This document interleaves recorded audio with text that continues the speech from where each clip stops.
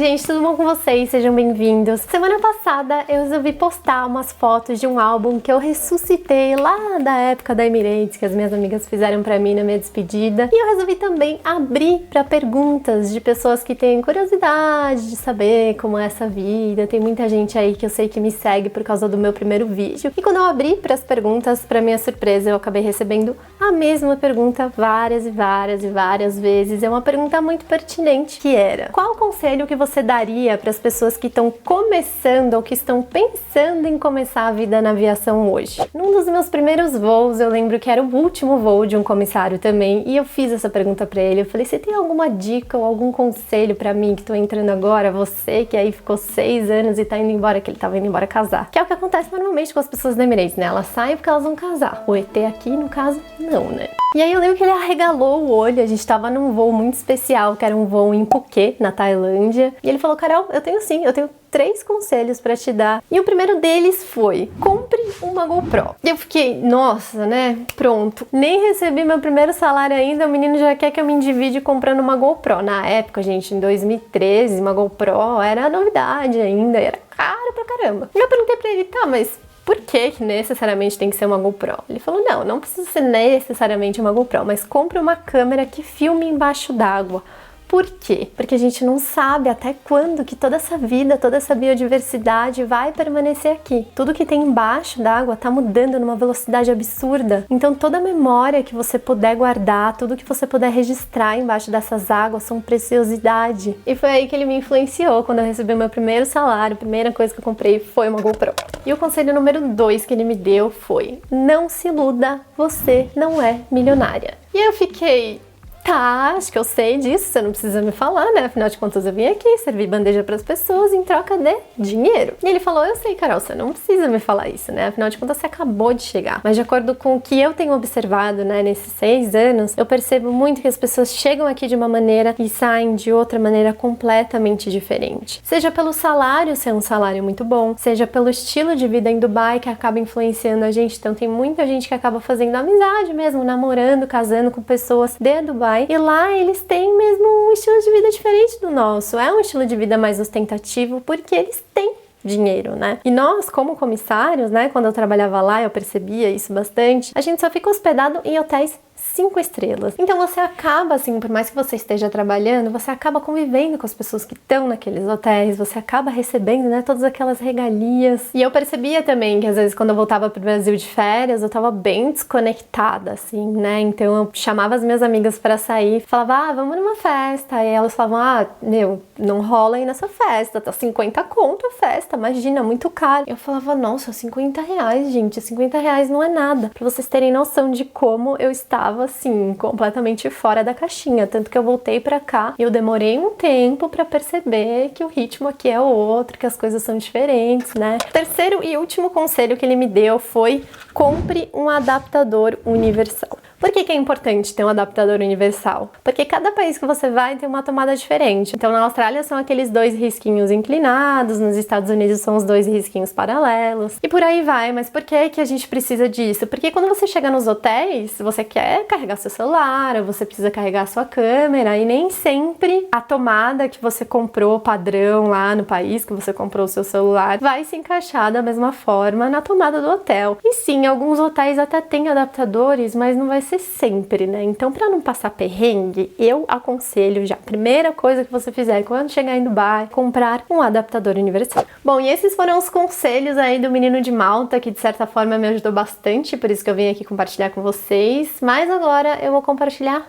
os meus humildes conselhos. Bom, o primeiro conselho que eu tenho para dar para vocês é: entenda o privilégio que é estar aonde vocês estão. Se você que tá aí assistindo passou realmente no processo seletivo e tá aí só esperando a Golden Call, ou já recebeu a Golden Call e tá esperando só ser chamado aí, marcarem a sua passagem de ida para Dubai, você com certeza já entende o que eu tô falando. Lembra quantas pessoas estavam lá tentando aplicar para o mesmo emprego que você merecidamente conseguiu? Então, aproveite os primeiros voos, vão ser muito puxados em questão de esforço físico, né? Jet lag, sono, cansaço, dor nas costas, mas não deixe que essas coisas façam com que você não saia nos layovers, com que você não se divirta, com que você não aproveite esse momento nesses lugares, né? Acontecia muito comigo de eu chegar e falar, nossa, tô muito cansada, operei um voo do capeta e quero só ficar deitadinha aqui nessa cama maravilhosa dormindo. E aí o que acontecia? A tripulação se juntava logo depois do voo, trocava de roupa e já saía direto pra curtir já no embalo. E eu acabei perdendo muito com isso, porque eu ficava nessa de,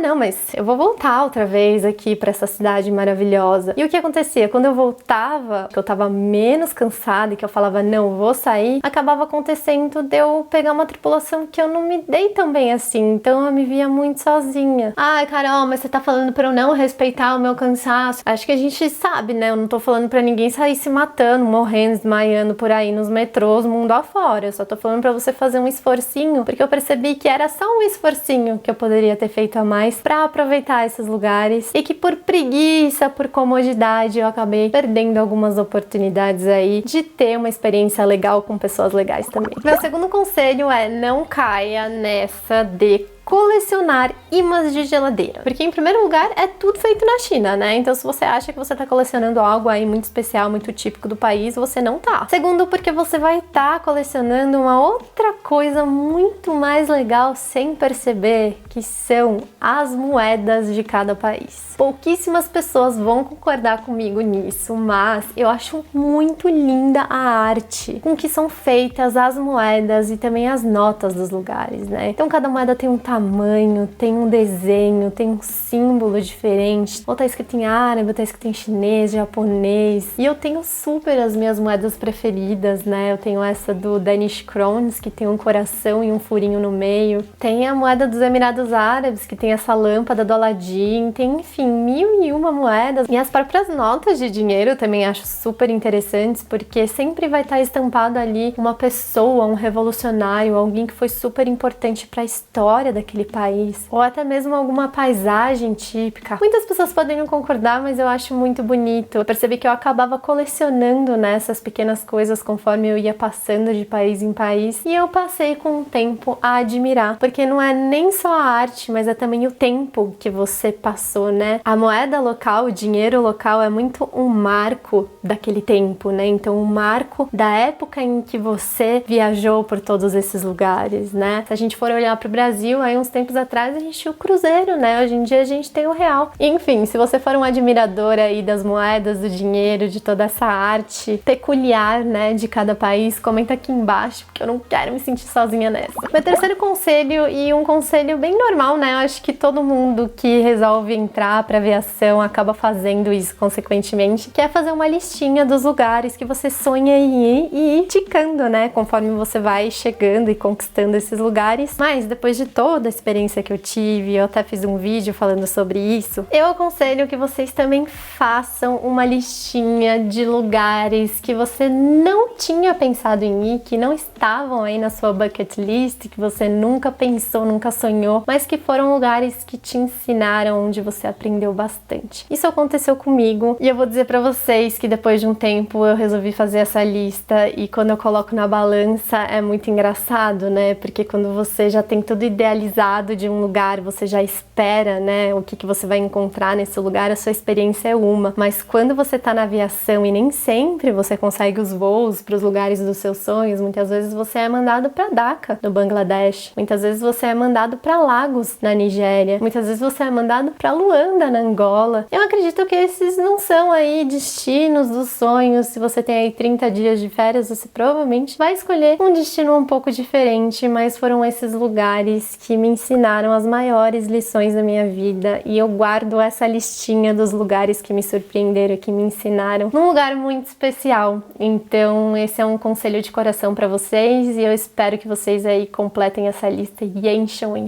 de experiências surpreendentes. Quarto conselho: salve suas fotos. Eu perdi todas as minhas fotos nessa de passar do celular pro computador, aí o computador tá com a memória cheia, passa do computador pro iCloud, aí o iCloud quer renovar, viajar e você não quer pagar mais, aí passa de volta pro computador. Nessa história, eu perdi todas as minhas fotos de todas as minhas viagens. Então, gente, meu conselho pra vocês é: não confiem em celular, iCloud e muito menos no seu computador. O que eu faço então? Gente, salva num pendrive, salva nesses HD externos, salva em algum lugar ou revela. Eu sei que não é a coisa mais sustentável de se fazer, mas talvez revelar seja uma opção. Hoje em dia, tudo que me sobrou foi esse álbum de fotografias aí que as minhas amigas fizeram sobre as viagens que a gente fez juntas e até as viagens que eu fiz sozinha, os momentos e os lugares que mais me marcaram. E eu guardo ele com muito carinho, porque, né, quando eu tiver um neto, vai ser o que eu vou ter pra mostrar pra ele. O quinto conselho que eu tenho pra dar pra vocês é: sejam conscientes. Não é porque você é comissário que você não pode ir lá mandar um e-mail e falar: olha,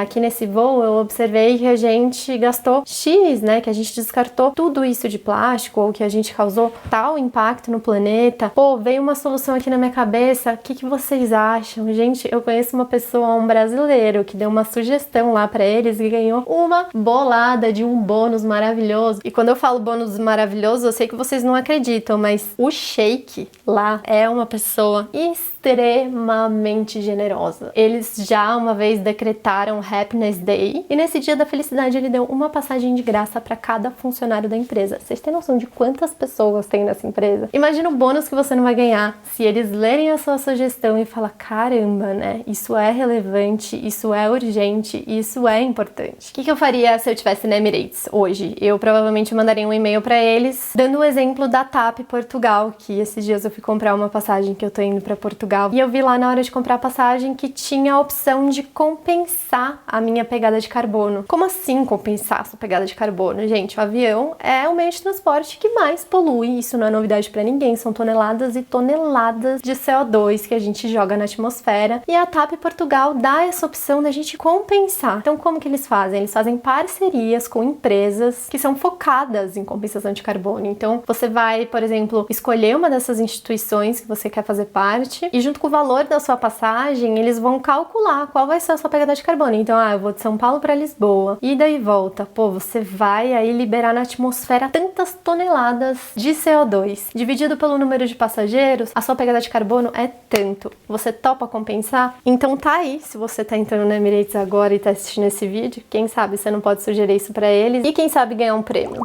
Outro conselho que eu tenho para dar é que Dubai, Emirados Árabes Unidos, não é Brasil, gente. Eu sei que vocês vão ficar com muita vontade de fazer revolução, de falar um monte de coisa, de meter a boca lá no Twitter, no Facebook, no Instagram, postar um monte de coisa errada que vocês vão ver de acordo com a nossa concepção de brasileiros, mas não façam isso, não cometam os mesmos erros que eu cometi. Logo que eu cheguei lá, eu fui morar em Al Narda, né, que é divisa com Sharjah, que é um outro emirado. E Sharjah é um emirado mais conservador, né? Conservador no quê? No quesito de se vestir. Não é uma área tão turística, né? Então quem já foi para Dubai, quem vai para Dubai, vocês vão ver que é normal. As pessoas usam short, as pessoas ficam de biquíni na praia, as pessoas agem naturalmente. Só que tem certas áreas lá que não são turísticas. E essa foi uma das áreas que eu fui morar. E a gente foi ensinado logo no começo de que quando a gente frequenta lugares como shoppings, restaurantes, é indicado que a gente cubra os ombros e o joelho por uma questão de respeito. Não sei o que deu na minha cabeça, eu falava: eu não vou passar calor.